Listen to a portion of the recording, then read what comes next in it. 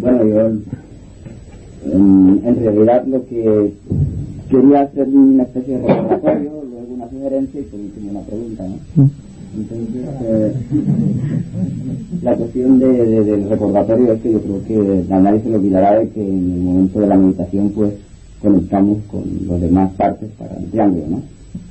La sugerencia es que cuando asistimos a las conferencias, o bien las tuyas, o bien las de Ramón, pues no sé, yo que realmente a veces no le damos oportunidad a la gente que va allí de que sean ellos los que pregunten, ¿no? Porque nosotros en el grupo te tenemos a ti y tenemos a Ramón para preguntar cuántas veces podamos hacerlo, ¿no? Entonces, hay veces que se ha observado esto en las charlas, en las conferencias, que no nos acordamos, ¿no? En realidad de los que van allí tal vez por primera vez. Y luego la pregunta, pues, es relacionado con esto de la Agni Yoga. En el mantra, cuando se hace la meditación, el mantra que dice que cumpla mi parte en el trabajo uno, etcétera, etcétera. Luego tú insistes mucho en la cuestión de la atención. Entonces, ya sé de que, o me imagino de que viniendo de Shambhala, el Agni Yoga, no puede haber contradicción entre lo que será a la humanidad y lo que es un mantra. Pero, de todas formas, me agradaría que charlaras o dijeras algo más acerca de esto, porque yo veo, me parece, ya sé que en el fondo no es así, como si hubiera cierta incompatibilidad entre el estar perfectamente atento de uno mismo, o sea, el estar atento, y luego pues el olvidarse de sí mismo, como implica el mantra. Me parece como si hubiera cierta, como diríamos, incongruencia, ¿no? Confusión. Yo me imagino que posiblemente pueda suceder como aquella persona que está empezando a conducir, ¿no? Que en un principio pues él solamente se fija en los pedales del coche y lo que es la parte interior del coche, hasta que llega un momento en que esto domina y ya pues se preocupa de aquello porque realmente se concentra en el exterior. Imagino que puede hacer algo por el estilo, pero de todas formas pues me gustaría que dijeras algo acerca de eso. Lo que interesa es que todos los yogas, no simplemente el Agni Yoga, surgen de Shambhala. Es decir, que la jerarquía distribuye las directrices de Shambhala. No hay que decir que surge, por ejemplo, un yoga de Shambhala de la jerarquía. Lo que pasa es que, por primera vez en la historia de la humanidad y de los buscadores esotéricos, una corriente de Shambhala penetra en la humanidad sin pasar por la reducción amorosa de la jerarquía. Ahí está el peligro. Perdón, Vicente, yo lo que me refería más que todo es que si uno está atento, entonces no cumple aquella parte de olvidarse a sí mismo. Es decir, es aquí donde me parece que... No, es que, fíjate bien, si tú estás atento no estás acordándote de ti. Ves lo demás, lo objetivo. Tú tienes el sujeto. Lo demás, en toda la pluralidad de circunstancias, de acontecimientos y de seres, son objetivos que tú estás visualizando o tú estás observando. Y en tanto que tú estás observando atentamente, tú te olvidas de ti. No es un contrasentido, al contrario, es muy claro que cuando estás muy atento tú no te acuerdas de ti. Pierdes la noción del tiempo y del espacio y del lugar que te encuentras. Simplemente hay atención. ¿Sí? Recuerda siempre que la atención, precisamente cuando se habla de una atención de la calidad que se exige en Agni Yoga, es de tal naturaleza que es para que el fuego, porque Agni Yoga significa el yoga del fuego, y al propio tiempo el yoga de síntesis, para que se llegue a una síntesis de actividades ausentes por completo del yo.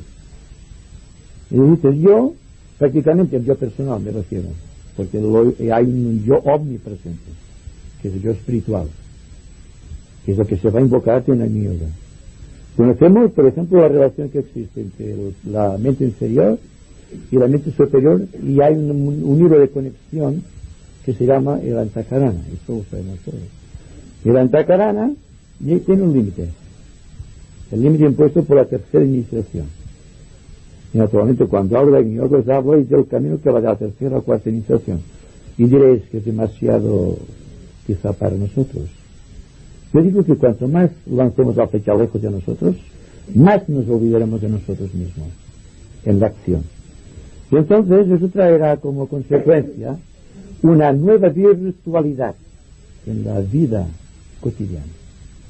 Seremos otros, simplemente. No porque practiquemos un yoga, sino que el yoga es un hombre que se da una actitud o una actividad de conciencia. No es algo estático, es algo que está viviendo constantemente. Precisamente cuando se habla del Hatha Yoga, por ejemplo, se estipula que ciertas corrientes del cuerpo tienen que ser despertadas, hay que apretar ciertos músculos, ciertos centros nerviosos, ciertos plexos, a través de los asanas. Pero yo no he visto ninguna asana que se conforme a la forma del cuerpo y a las necesidades orgánicas del cuerpo. Porque tú verás una persona cuando nace tiene una forma, cuando surge tiene otra. Pero la posición del hombre siempre es recta y tiene la forma del 4. El 4 es básico, cuando se sienta. Pero hay movimientos en el yoga que son, en sus momentos actuales, me refiero cuando se inicia el yoga en la raza de Moore, que tenían que hacer los movimientos, los asanas, por obligación, para despertar aquellos centros que el hombre actual tiene completamente desarrollados, teniendo en cuenta que el cuerpo físico no es un principio. Es automático y responde automáticamente a las impresiones de la conciencia. No tiene nada que ver con la actividad consciente. Es un elemental formado, estructurado, estatuido, y se limita a registrar todo cuanto se vive en los planos internos. Por lo tanto, Hatha Yoga queda automáticamente fuera de digamos, de la búsqueda del investigador esotérico. Y empezamos por aquí. El plano emocional, ¿habéis cuenta? Que el plano emocional es el plano de las emociones, es el plano donde virtualmente está habitando la humanidad constantemente. Y es un plano que hay que observar cuidadosamente y hacer posible trascenderlo. Entonces el trabajo de la meditación, de que se hace en Raja Yoga, es de elevar las energías al plexo solar, al centro de la garganta y al centro ajna. Eso contribuye a lo que se llama un triángulo de fuerza relacionado con el planeta Marte. Entonces esta fuerza canalizada a través del plexo solar, a través del centro de la garganta y a través del centro molar, constituye un triángulo que es el que se utiliza mayormente para empezar a liberar las energías del plexo solar hacia arriba, hacia la garganta. Pero conforme va ascendiendo en la búsqueda, en el investigador, entonces se forma otro triángulo regido por Júpiter precisamente, que es el que coge como centro el corazón, y coge el plexo solar, el corazón y el centro ajna. Y entonces aquí empieza ya la búsqueda, digamos, y se queda entonces aquí al principio de Antakarana. Es las primeras fases de la Raja Yoga. Pero entonces hay un tercer triángulo más importante de todos, que es el corazón, el centro cardíaco, el centro ajna y el centro coronario.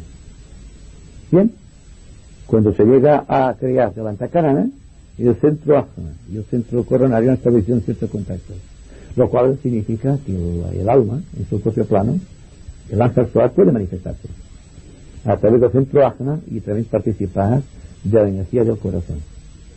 Pero entonces hay un triángulo del cual no se habla esotéricamente porque pertenece al misterio de la tercera iniciación, que es un triángulo que va del corazón al centro ajna y al espacio infinito, teniendo como punto de llegada el logos planetario, que es el rayo al cual pertenecemos. Y entonces, naturalmente, te preguntaréis entonces si ya es algo que está en el sistema donde está la Antakarana. La Antakarana ya no existe prácticamente. Que sirve solamente para llevar a la mente concreta todo cuanto estás viviendo en los niveles internos. Porque todo el trabajo de estructuración de la mente concreta y la mente concreta a la abstracta ha sido para, primero, establecer dentro del campo de la mente un conocimiento a disposición del pensador. El conocimiento es una bola, digamos, llena de conocimientos que circundan al pensador. Si el pensador es capaz de pensar sin sentirse aterido o apegado a los pensamientos, el pensamiento y el depósito de pensamientos conectados con el inconsciente colectivo y con la subconsciencia propia tiene un significado. Es decir, que si no se conecta tiene un significado espiritual. Pero ocurre frecuentemente, y esto va para todos, esoteristas incluidos, que utilizamos para nuestras elaboraciones mentales, el contenido siempre es de lo que llevamos dentro, la riqueza de los conocimientos. Pero no salimos al exterior buscando un conocimiento abstracto por completo, que sea más positivo, es decir, es lo que decía Ramón ayer, hay que pasar del reino de las ideas al reino de los ideales, y pertenecen a la emoción y al pensador en ciertos planos. Pero cuando existe una elaboración de las ideas, como tales, existe una vinculación a través de las ideas con los arquetipos que traen como consecuencia las ideas, entonces hay que hablar ya del plano búdico. Y el plano búdico, aunque parezca que estamos hablando de una irrealidad, y está omnipresente aquí y ahora, que es aquel silencio que se forma sin darnos cuenta. Esto no es mental, porque la mente siempre tiene que agarrarse a un sitio y a otro para subsistir de alguna manera, ¿verdad? Bien, cuando existe ese silencio se forma sin que la mente tome partes, que ya no pertenece al equipo de la mente, se forma, se crea, y tú vas siendo consciente de aquello. Y si tienes la inteligencia de no preguntarte de dónde sale, solamente te limitas a vivir aquello, la cosa marcha. Entonces la atención en este caso tiene que abstraer al pensador de su propia creación y aún del propio estado que está registrando. Es lo que digo, cuando estéis atentos y al mismo tiempo, no os preocupéis de vuestra atención, es cuando estáis practicando realmente las yoga.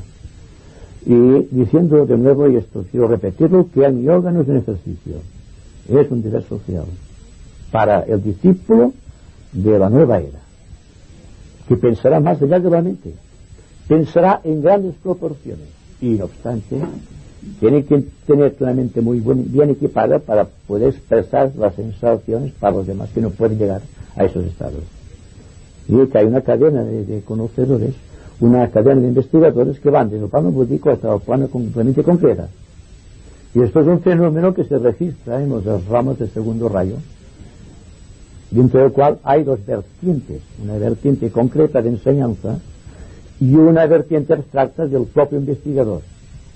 Es personal e intransferible, como se llama, porque se conecta directamente en su propia experiencia. Entonces tiene que tener un equipo a su alrededor para poder distribuir el conocimiento abstracto completo y además interpretar de una u otra manera los sentimientos que ha experimentado en el plano búdico.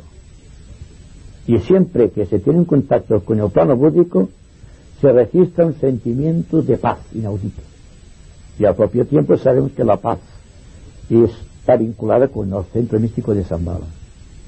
En la jerarquía se siente amor, pero en Shambhala se llega a la paz completa. De ahí que las iniciaciones que se registran siempre en una u otra esfera en Shambhala se miden en términos de paz por parte del pensador, por parte del iniciado. ¿Me voy explicando? Más o menos. Bien, entonces vamos a ver que cuando estamos atentos, y me interesa que estemos atentos, yo trato de estar atento cuando os hablo también, cuando estamos atentos, la mente concreta se está diluyendo. Y la mente abstracta ve la mente como un gran depósito sobre el cual puede depositar sus energías. Pero al propio tiempo se despierta dentro del corazón uno de los tres pétalos que están en evolución en esta era nueva, que son los que están suministrando a la mente la particularidad que le falta, y esta sensación de unidad que no posee la mente de por sí, sino está silenciosa, porque tener pensamientos en la mente es hablar ya de las cualidades del pensamiento. Y cuando hablamos de las cualidades del pensamiento existe una gran variación de cualidades. Cualidades descriptivas, cualidades analíticas, cualidades de superación, cualidades de aspiración. Una serie de cualidades. Cada cual con su propio tipo de energía que está tratando de expandir al exterior. Todo este proceso se lleva a cabo automáticamente cuando existe atención. No hay que preocuparse. Es el único yoga que solamente exige atención. No exige atención por ser un yoga.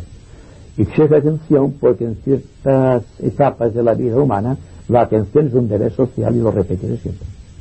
No es un ejercicio, no es una disciplina, es un deber.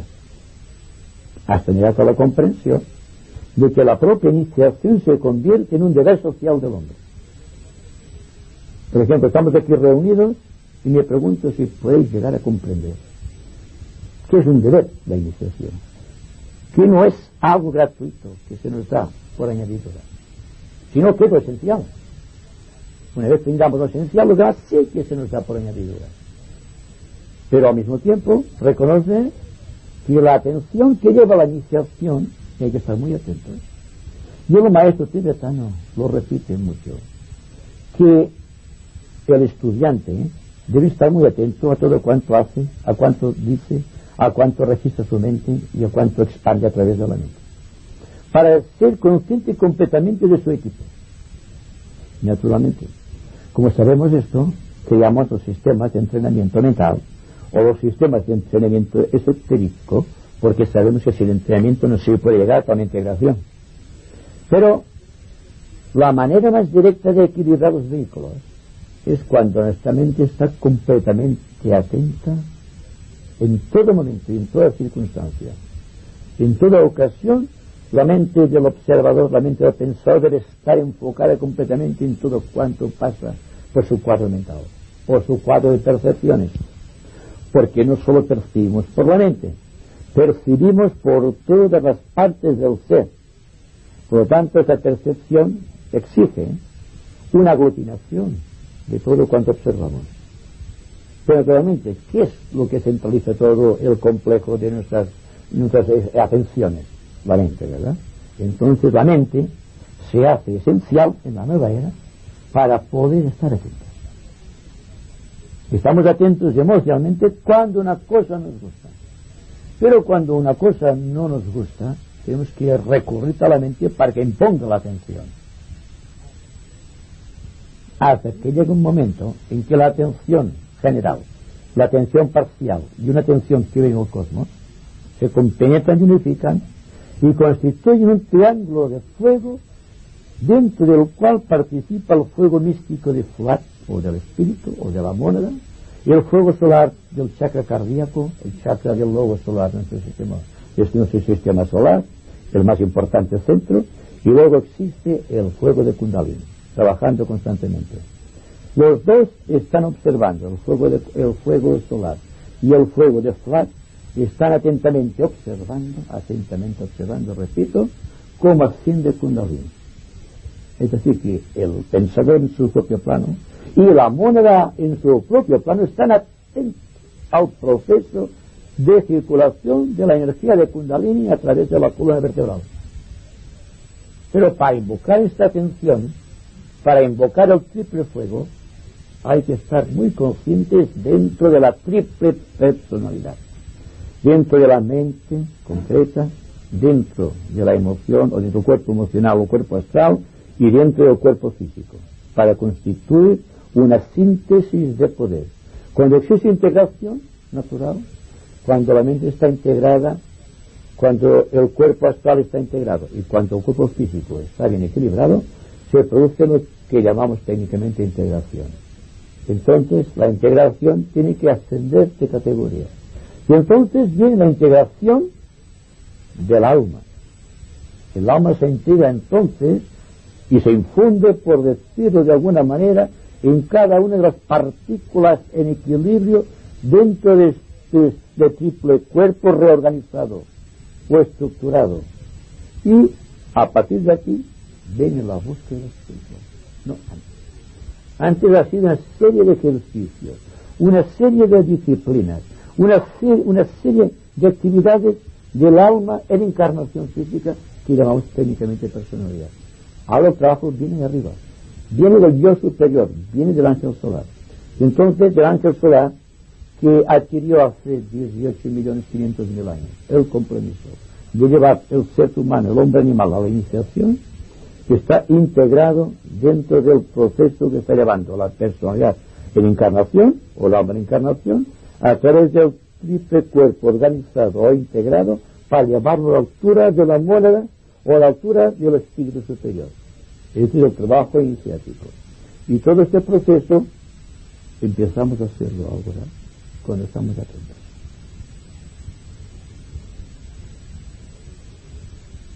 ¿Comprendéis lo que quiero decir? Son cosas que hay que vivir más que registrar en la conciencia. Si registráis algo en la conciencia, tendréis memorias. Y entonces organizaréis estas memorias para discutir, para comparar, o para ponerse en contacto con los demás, y frecuentemente para luchar contra los demás. Porque habéis registrado aquellas cosas, las habéis memorizado, y aquellas cosas son vuestras pertenencias, vuestras posesiones. Y esas posesiones, ya sean mentales, emocionales o físicas, os apartan de la colectividad humana.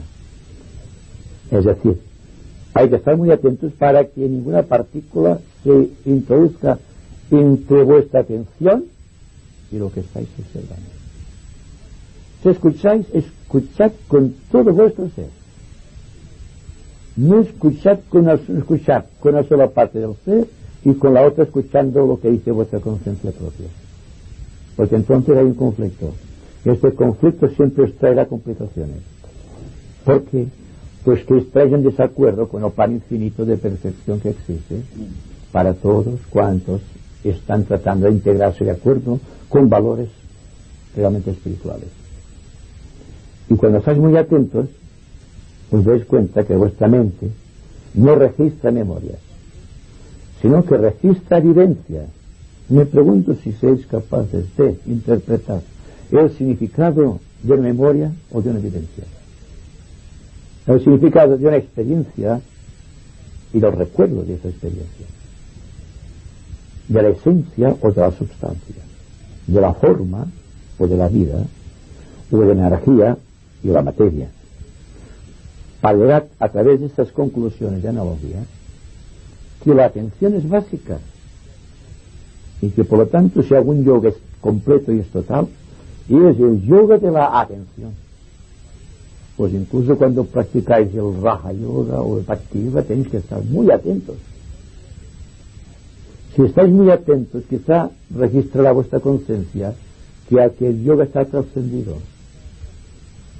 O quizás será porque os falta todavía dedicar cierta atención a aquel yoga. Si pasáis a la línea del Raja Yoga, quizás suceda lo mismo, y os daréis cuenta si estáis más interesados en acumular conocimientos que en vivir la esencia que está en los conocimientos. Ahí está la dificultad del discípulo y del iniciado. Y si observáis, os hablo en términos de iniciación, en términos de vivencia, más que en términos de disciplina. Y esto desde hace días, para demostrar que cuando existe un equipo preparado, cuando la mente funciona a su ritmo, al ritmo impuesto por el pensador, no por el ritmo de la subconsciencia racial, cuando existe esta fuerza tremenda de invocación, existe un espíritu de grupo. Se dice, Madame Blavatsky decía que cuando se ha formado una conciencia de grupo, solamente quedan integrados en el grupo por medios mágicos, por medios, digamos, místicos, por medios cósmicos, solamente aquellos que realmente están integrándose realmente con franqueza en el grupo. Y que los demás, por una u otra razón, desaparecen. Esto es un desafío a la persona, no que venga a este grupo, sino que en cualquier grupo aprenda a ser solidario, empiece a amar a los demás, empiece a sentirse identificado por completo, empiece a vivir su propia vida, que es la propia vida universal que a todos nos asiste. Y la mente, que deje de funcionar al ritmo del alma en encarnación y empiece a funcionar de acuerdo con el alma en su propio plano. Es decir, que al elevarnos en sintonía con el yo, adquirimos aquello que Pablo de Tarso definía tan claramente como la estatura de Cristo. Estamos llegando a la estatura de Cristo. Y quizá, tal como él decía, haremos cosas más grandes que él pudo hacer cuando vino por los lugares en Palestina. Es decir, si aceptamos el juicio no de la historia, sino de la vivencia, y aceptamos la presencia de Cristo como instructor de la raza y aceptamos la jerarquía de maestros y aceptamos el propósito que trata de llevar adelante el Señor del mundo y somos obedientes a este plan, a este propósito, sabremos realmente lo que es el espíritu de grupo. Porque si desaparece el espíritu de grupo, desaparecerá para vosotros la oportunidad que tenéis para penetrar en esta vida dentro de la corriente iniciática. Solamente se puede penetrar en la nueva era dentro de la corriente iniciática por los grupos de afinidad espiritual, por los grupos selectivos, por los grupos minoritarios. Y se realizará entonces lo que el maestro tibetano define también como la iniciación en grupo. Ese silencio, en parte, cuando existe un silencio místico realmente, cuando parece que las alas de los ángeles bañan el ambiente, existe una cierta iniciación de grupo. Cuando se crea el silencio místico, muchas energías que habitualmente no se puede manifestar, en virtud del silencio místico, esto lo he dicho algunas veces más, se establece lo que en términos esotéricos y más místicos decimos la copa y el grial. Y la conciencia está entonces invocando energía que ya no viene directamente de la jerarquía, sino que viene de Shambhala. Shambhala, paz y propósito van juntos siempre. Jerarquía, amor y dulzura en la expresión forma parte del equipo de la jerarquía. Y todo el problema que tiene la humanidad a través del triple cuerpo es porque no sigue el propósito en su mente. Su mente queda reducida a un arsenal de datos históricos o de conocimientos más o menos esotéricos, pero en su corazón hay vivencia. Y en tanto el corazón es especie de la realidad, yo afirmo que el corazón es el centro místico de Agni Yoga. Cuando entonces se registra en el corazón esta efusión de energía y se empieza a invocar por vías místicas el fuego solar que arde en el corazón del sol, que es el centro místico del universo, que es el cuarto plano del cuarto plano del propio universo, entonces todo cuanto existe de estructura creada o de organizaciones internas o externas desaparecerá. Queda solamente un organismo viviente, lleno de luz, de fuego y de propósito. Y es a través de este propósito que se reconocerá que el amor de fuego, tal como surge de Shambhala, es el mejor y el más dinámico de los fuegos. Es el fuego del sacrificio, que finalmente conduce a la paz.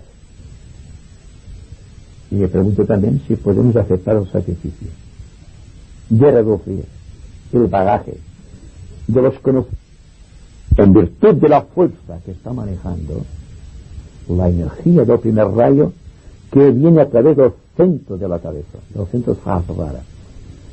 Llegando a este punto, el fuego de Kundalini no tiene otra solución que ascender, vitalizando los centros y estableciendo contacto con todo el universo, porque cada uno de los centros es un vínculo de recepción y de proyección de energía cósmica. Y es muy fácil de decir, como siempre digo, como siempre afirmo, es algo que está sujeto realmente a futuras interrogantes, sin establecer conclusiones, solamente contemplarse por dentro, porque de la misma manera que se exige un trabajo interno de atención hacia afuera, a medida que se va avanzando por el sendero se exige a sí mismo un trabajo de reorientación hacia adentro, porque es cuando lo de dentro y lo de fuera se equilibran a través de la atención cuando se produce la iniciación, equilibrio, y el equilibrio entre la razón y el amor es la base de todo cuanto estamos realizando y todo cuanto está implícito o escrito con caracteres de fuego en el cosmos. Es decir, que decimos aquí tendrá o no importancia. Depende de la atención y de la capacidad de abstraer la pequeña personalidad y la capacidad asimismo de remontarnos a las alturas del alma. El conocimiento intelectivo en favor de la intuición no es un proceso automático, es decir, a medida que aumenta tu integración con el alma y la tríada superior, no disminuye de alguna manera esta focalización en la mente concreta, disminuyendo por lo tanto la capacidad esta mental, coordinadora, etcétera, etcétera. La amplitud del conocimiento nos da más visión espiritual. Por ejemplo, cuando hablo de la mente en un sentido como instrumento del pensador, sugiero que esta mente debe estar llena de cosas. Lo que no digo nunca es que tengamos que apegarnos a las cosas que contiene esta mente, porque incluso una experiencia mística hubiera pasado el olvido si no hubiésemos tenido la capacidad mental, la que tenían los místicos del pasado y los del presente, para poder expresarse. Y la expresión siempre viene a través de la mente concreta. Aunque sea la mente abstracta, la interesada, la que formula ideas, los pensamientos son segregaciones de la propia mente inferior, la mente concreta. Entonces, si tenemos un equipo mental sano y equilibrado, no hay problema en que la mente se extienda en conocimiento, siempre y cuando no sea un estorbo para el propósito del pensador, porque el mal no está en el pensamiento, sino el apego del pensador a su propio pensamiento y el apego que siente el pensador por sus propias creaciones, es decir, por sus cualidades, las cualidades que ha creado a través del pensamiento. Para mí no hay problema en que el pensador llegue a olvidarse completamente de su equipo cuando está enfocado en otras direcciones. Pero también se nos dice que en cada una de las iniciaciones, cada uno de los cuerpos adquiere más vitalidad, adquiere más cualidades. La mente inferior se agudiza en sus percepciones, tiene más capacidad para absorber los conocimientos. Es decir, de ponerse en contacto con aquella nube de cosas cognoscibles, como decía Pablo de Tarso, o para penetrar audazmente en el mundo de los significados mentales, lo antestado del mundo abstracto, de la misma manera que el mundo abstracto lo antestado del plano búdico. Se trata solamente de reorientar toda la actitud humana en favor de la atención. Una atención que implica el olvido de las pequeñas cosas que nos separan y el recuerdo de las cosas que nos unen. Y entonces que se empiece a aplicar lo que se llama caridad cristiana. ¿Qué no es? La tolerancia. La caridad y la tolerancia no son la misma cosa. La caridad no tiene nada que ver con esta actitud de la mente de tolerar a otro porque existe siempre aquella actitud despectiva. Lo tolero porque es así y no puede más. Y si tengo mi propia idea, toleremos las otras ideas no porque seamos caritativos, sino porque estamos aferrados a nuestras propias ideas, a nuestros propios conocimientos y a las propias tradiciones. Por eso digo, si algo existe realmente moral en la vida, es cuando decimos, somos indulgentes. Sino que hay que decir, somos caritativos. Yo puedo amar a mi hermano sin tener que pasar por la tolerancia. No tolero a un hermano, lo estoy amando. Piense como piensa, surja como surja. Es lo primero que hay que aprender en las ramas. A ser caritativo y no tolerante. Y nos olvidamos frecuentemente. Y siempre existen rectificaciones de principio. Y siempre existen consejos del maestro. Porque la sabiduría que contiene el corazón del maestro se da cuenta de las limitaciones del discípulo, se da cuenta de las dificultades kármicas, se da cuenta de las limitaciones de su equipo, se da cuenta de las limitaciones del rayo, las limitaciones de conformación de todos los tipos.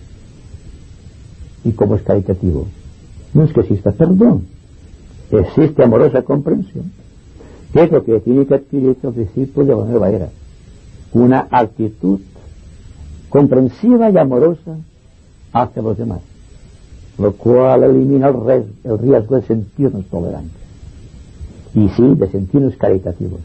Y la caridad siempre es una afección del corazón, surge sin que nos demos cuenta, y a fuerza de caridad y a fuerza de sentirnos humanos, realmente humanos, empezamos ya a recorrer el camino que lleva a la divinidad.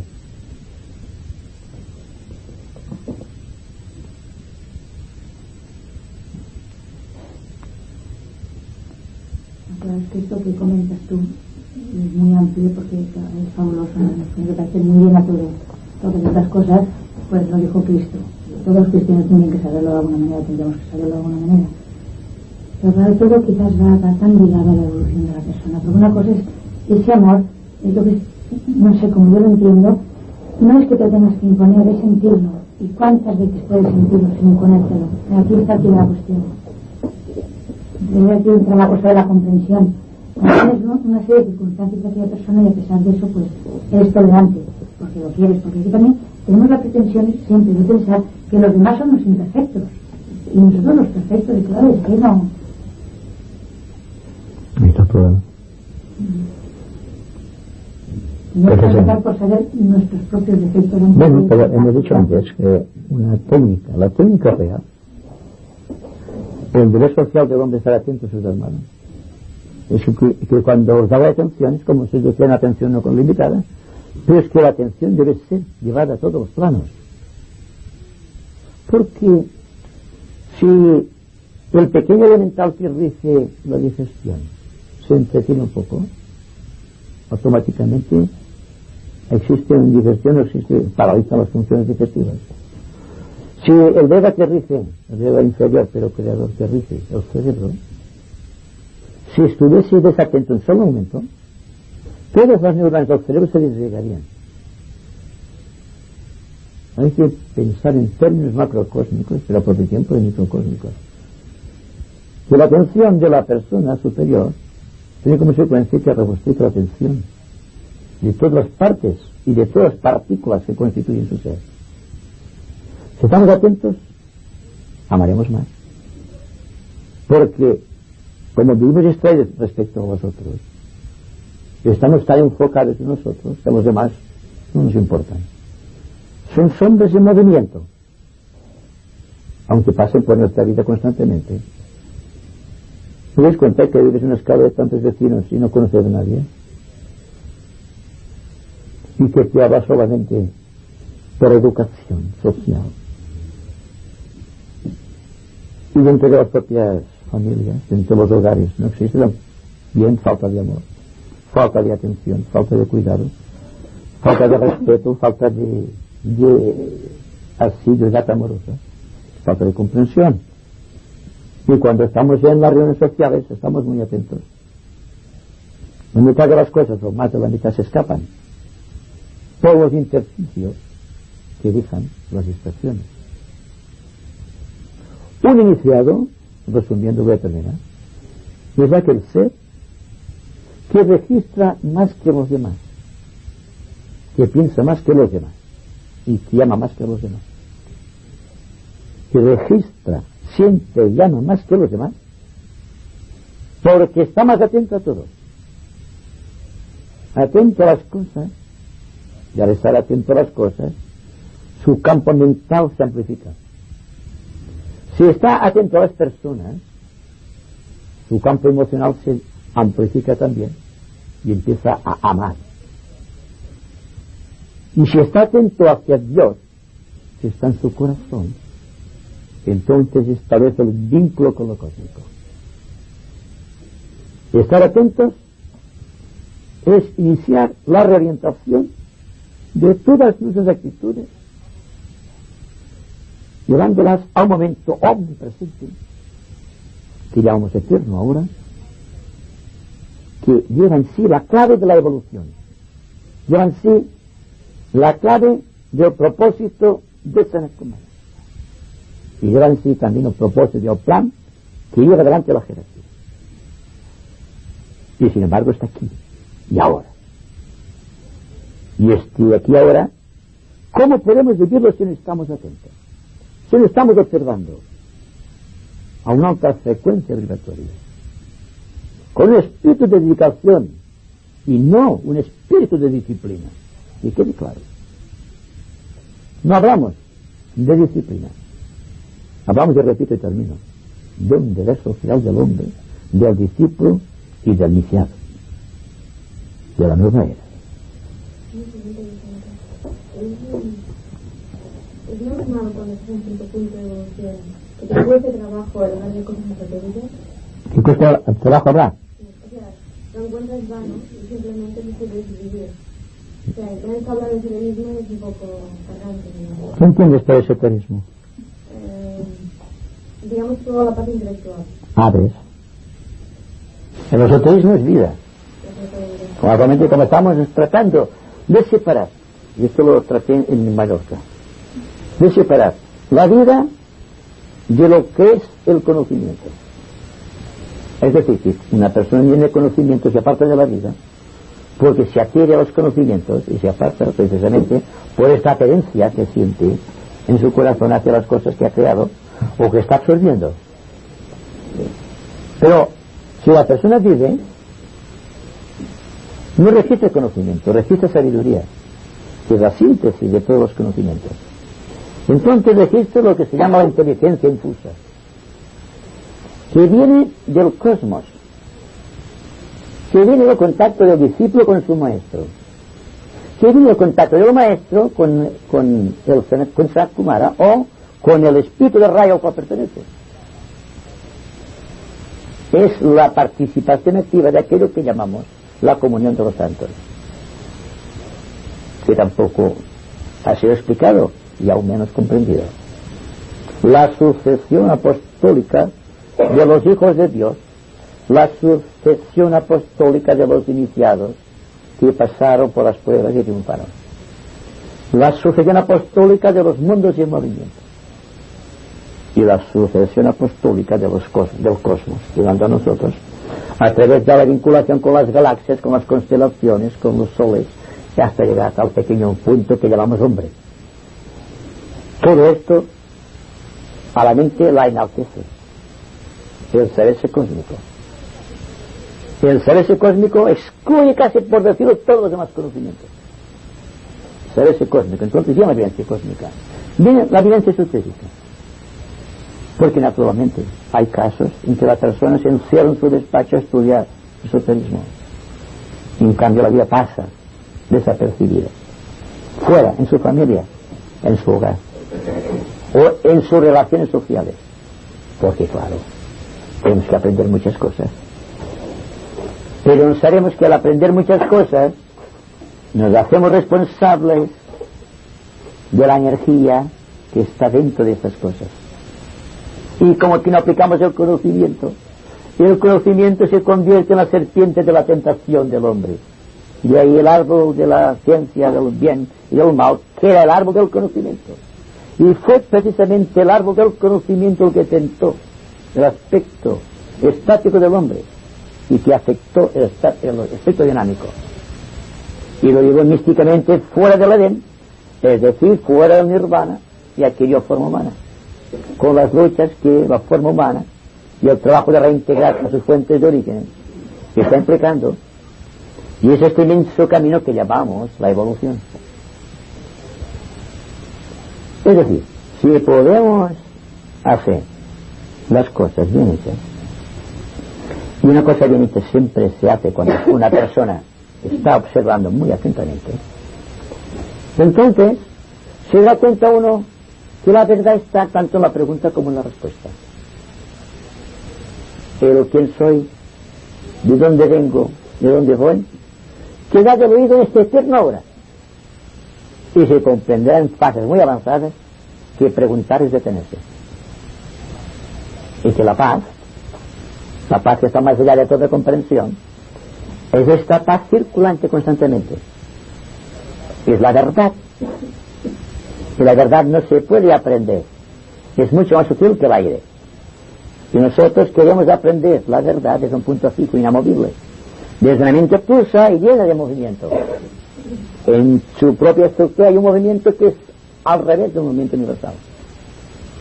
Pero lo que ocurre con muchos centros del hombre, que no solo están faltos de desarrollo, sino que tienen una cierta tendencia a circular en forma distinta a la que le corresponde.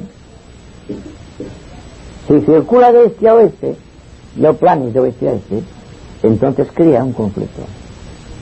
Y muchos conflictos nerviosos, muchos conflictos humanos, muchos conflictos sociales, es debido a que las glándulas endocrinas no segregan las hormonas necesarias para que el cuerpo adquiere su proporción dinámica que le corresponde dentro del contexto social. Y esto viene porque los centros giran al revés del movimiento que les corresponde, que es el movimiento cósmico.